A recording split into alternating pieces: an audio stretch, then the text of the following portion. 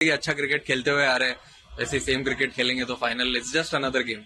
Team काफ़ी सक्षम है, अच्छी टीम है। मुझे लगता है कि टीम इंडिया जीत के वापस आएगी।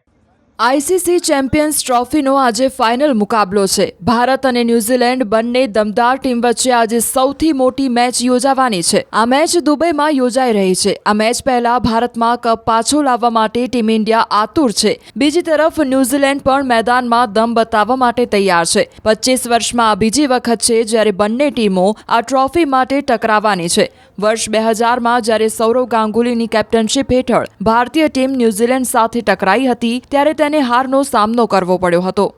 માત્ર 2000માં જ નહીં, ન્યૂઝીલેન્ડે 2021માં WTC ફાઇનલમાં વિરાટ કોહલીની ટીમ પાસેથી આઈસીસી ટ્રોફી પણ છીનવી લીધી છે। આ ત્રીજી વખત છે જ્યારે બંને ટીમો આઈસીસી ટ્રોફી માટે એકબીજા સામે ટકરાશે। ભારતીય ચાહકો આશા રાખી રહ્યા છે કે રોહિત બ્રિગેડ ન્યૂઝીલેન્ડને હરાવીને ચેમ્પિયન્સ ટ્રોફી 2000 અને WTC ફાઇનલ 2021ની હારનો બદલો લેશે। ભારત પાસે ક્રિકેટના ઇતિહાસને સુવર્ણ અક્ષરોમાં લખવાની શ્રેષ્ઠ તક છે। દુબઈમાં રમાનારી ફાઇનલમાં ભારતીય ટીમ દરેક પ્રકારે શ્રેષ્ઠ સાબિત થઈ છે।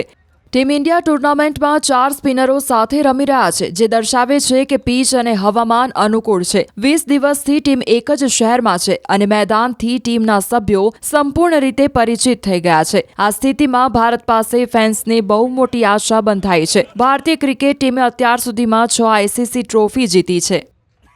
टीम बिल्कुल सेटल्ड है और मैं उम्मीद करता हूं कि इस मैच में शुभमन और रोहित का बल्ला भी बोले। विराट का तो बल्ला बोला है, केएल राहुल का बल्ला बोला है, श्रेयस अय्यर का बल्ला बोला है।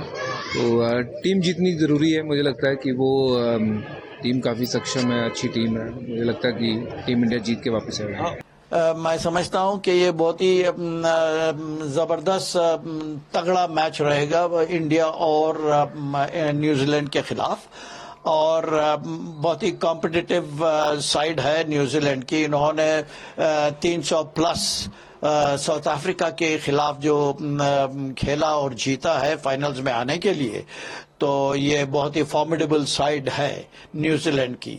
तो यहाँ पे बहुत ही तगड़ा कंपटीशन होने वाला है दोनों टीमों के बीच में। Varun Chakravarthy, Kuldeep Yadav, Akshar, Jadeja, Mohammed Shami is doing really well.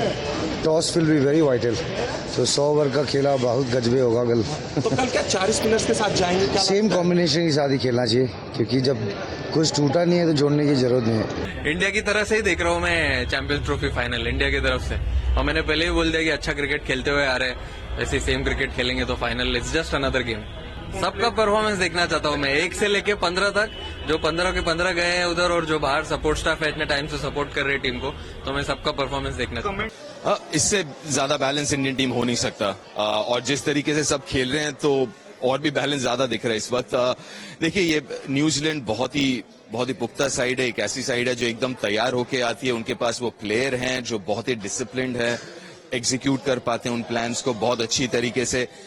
तो कहीं ना कहीं नजदीकी मामला होगा।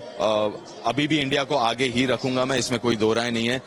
लेकिन ये सबसे मुश्किल टेस्ट होने वाला है भारत का इस टूर्नामेंट में।